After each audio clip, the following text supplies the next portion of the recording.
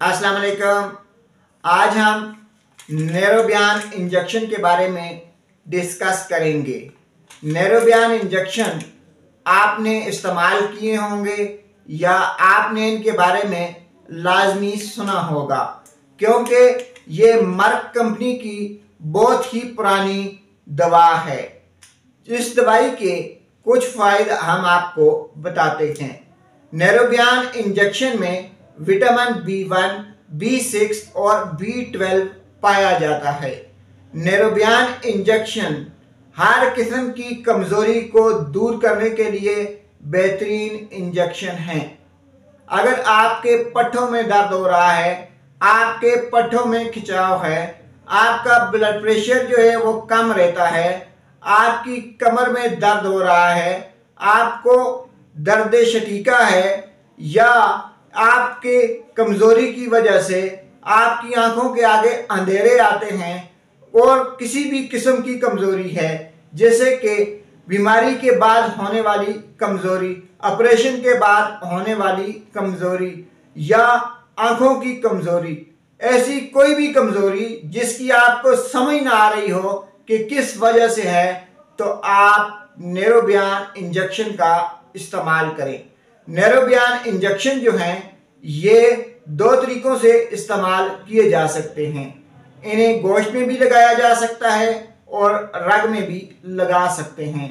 अगर आप ड्रिप में डाल के इस्तेमाल करते हैं तो इसे ऐसे भी इस्तेमाल किया जा सकता है। नाजरीन, एक इंजेक्शन हर तीसरे दिन गोश्त या वेन में लगवाएं। हर किस्म की कमज़ोरी को अपने से कोसों दूर भगाएं, क्योंकि यह विटामिन बी कम्प्लेक्स का मुरक्कब इंजेक्शन है। इस इंजेक्शन की वजह से आपके जिस्म से हर किस्म की कमज़ोरी जो है वो दूर हो जाएगी और आपकी ज़िंदगी, आपकी सेहत जो है वो पहले से बहुत बेहतर हो जाएगी। नाज़रीन, नेरोबियान इंजेक्शन लगाने के कोई ज़्यादा साइड इफ़ेक्ट नहीं हैं। कभी कभार नेरोबियान इंजेक्शन की वजह से जिस्म पे खारिश हो सकती है, आंखों के आगे अंधेरा आ सकता है, या पेट में गड़बड़ हो सकती है। अगर ऐसी कोई कैफियत आपके साथ हो तो आप अपने डॉक्टर से रुजू कर लें। नाज़रीन, आखिर में आपको फिर बता दें कि नेरोबियान इंजेक्शन जो हैं ये हर किस्म की कमज़ोरी को दूर करने का एक बेहतरीन इलाज है। ऐसी औरतें जो प्रेगनेंसी के बाद कमज़ोर होती हैं या बच्चे की डिलीवरी के बाद उन्हें कमज़ोरी महसूस होती है, तो वो भी नेरोबियान इंजेक्शन इस्तेमाल कर सकती हैं।